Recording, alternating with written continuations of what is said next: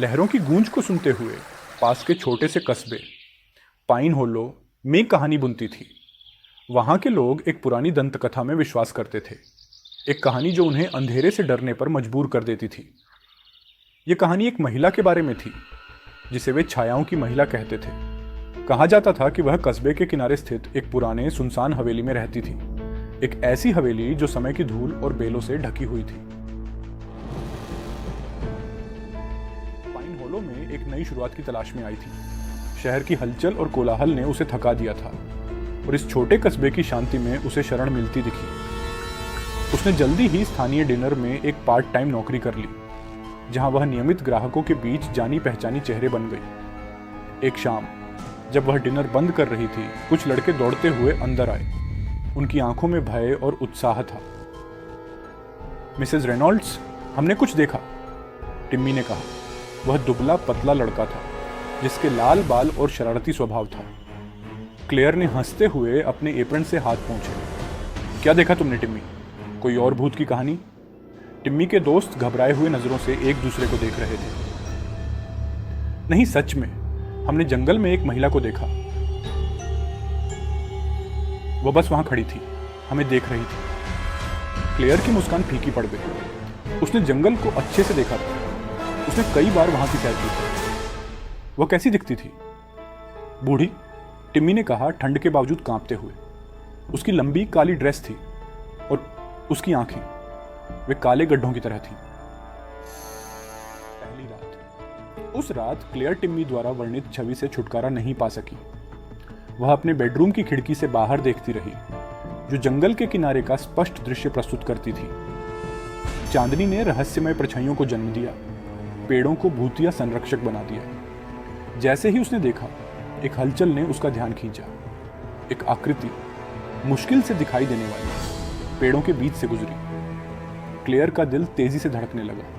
उसने अपनी टॉर्च उठाई और बाहर निकल गई। जिज्ञासा और अजीब सा डर उसे आगे बढ़ा रहा था। जंगल शांत था, केवल पत्तियों के नीचे पैरों की आवाज गूंज रही थी। ठंडी रात की हवा में क्लेयर की सांसें धुंधला गईं। उसने वह रास्ता लिया जिसका जिक्र टिम्मी और उसके दोस्तों ने किया था। अंधेरे का भार चारों ओर महसूस कर रही थी। फिर उसने उसे देखा, एक महिला, बिल्कुल लड़कों के वर्णन के अनुसार। वह स्थिर खड़ी थी, उसकी काली ड्रेस परछाइयों में घुलती हुई। उसकी आंखें अंधेरी और खाली क्लेयर की ओर टिकी थी। तुम कौन हो? क्लेयर ने पुकारा। उसकी आवाज कांप रही थी। महिला ने कोई जवाब नहीं दिया। इसके बजाय उसने मुड़कर जंगल में और गहराई तक चली गई, क्लेयर को ठंडी खामोशी में छोड़ते हुए। गुमशुदगी। अगले दिन खबर तेजी से फैली। टिम्मी गायब था। कस्बे में हलचल मच गई। खोजदल जंगल में छानबीन करने लगे और स्थानीय अधिकारी हर किसी से पूछताछ करने लगे। क्लेयर को यह एहसास हो गया कि जो महिला उसने देखी थी, उसका टिम्मी की गुमशुदगी से कुछ संबंध था। उसने खुद जांच करने का फैसला किया, अपराधबोध और दृढ़ संकल्प से प्रेरित होकर। क्लेयर ने अपनी शामें पाइन हॉलो के इतिहास को खंगालने में बिताई, उम्मीद करती कि उसे रहस्यमयी महिला के बारे में कुछ सुराग मिले। उसे पुराने अखबारों की कतरनी और फीकी तस्वीरें मिली। हवेली, जो कभी एक भव्य संपत्ति थी, एक महिला एलिजा ब्लैकवुड की थी। कहा जाता था कि वह काले जादू में लिप्त थी और युवा लड़कों को अपने विनाश की ओर आकर्षित करने की आदत थी। कस्बे वालों ने उसके खिलाफ बगावत कर दी थी, हवेली को जला दिया था, लेकिन उसका शरीर कभी नहीं मिला। जाल क्लेयर का जुनून बढ़ता गया। उसने महिला को हर जगह देखना शुरू कर दिया, प्रतिबिंबों में, अपने सपनों में, हमेशा उन भयानक आंखों से उसे देखती हुई। जवाबों की तलाश में वह रात दर रात जंगल में लौटती रही, उस भूत से पुकारती रही। एक शाम जब वह पहले से कहीं गहराई में भटक गई, उसने एक आवाज सुनी। एक नरम मधुर फुसफुसाहट उसे बुला रही थी। क्लेयर उसका पीछा करती हुई अपने दिल की धड़कनों को महसूस कर रही थी। उसने खुद को पुरानी हवेली के खंडहरों में पाया। उसकी जली हुई अवशेष बेलों से ढके हुए थे। वहां खंडहरों के बीच महिला खड़ी थी। तुम ऐसा क्यों कर रही हो? क्लेयर ने मांग की। उसकी आवाज़ें शांतता में गूंज रही थी। महिला मुस्कुराई, एक ठंडी खोखली मुस्कान। वे मेरे पास आते हैं, उसने फुसफुसाया। भटकी हुई आत्माएं, आराम की तलाश में। मैं उन्हें वह देती हूं जिसकी वे तलाश करते हैं। क्लेयर का खून ठंडा हो गया। तुम उन्हें मार देती हो। मैं उन्हें मुक्त करती हूँ, महिला ने सुधारा। उनके दर्द से, उनके डर से वे अब मेरे हैं। मुकाबला। महिला को रोकने के लिए दृढ़ संकल्पित क्लेयर ने कस्बे की सबसे बुजुर्ग निवासी श्रीमती थॉम्पसन से मुलाकात की, जिन्होंने एलिजा ब्लैकवुड से जुड़े घटनाओं का अनुभव किया था। बूढ़ी महिला ने क्लेयर के भय की पुष्टि की। एलिजा की आत्मा अशांत है, श्रीमती थॉम्पसन ने कहा। उनकी आवाज कमजोर लेकिन दृढ़ थी।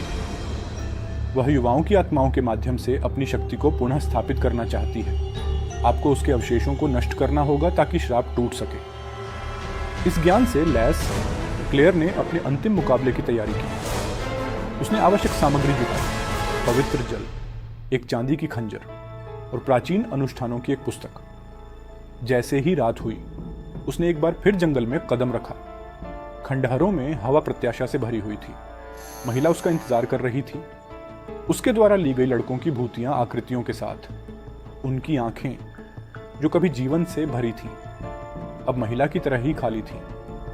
तुम, एलिजा ने फुफकारा। उसकी आवाज उसके द्वारा ली गई आत्माओं का शोर था। क्लेयर ने अपनी जगह कायम रखी। मैं कोशिश कर सकती हूं।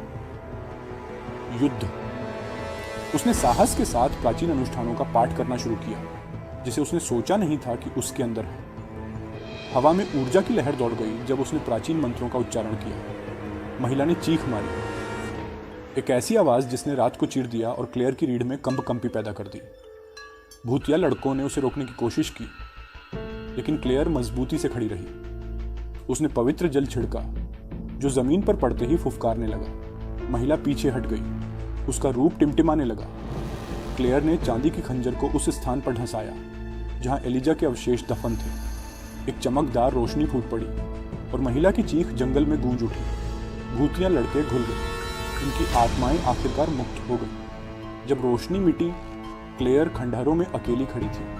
हवा शांत थी, महिला की दबाव डालने वाली उपस्थिति गायब थी। उसने यह कर दिखाया था, एलिजा ब्लैकवुड अब नहीं रही।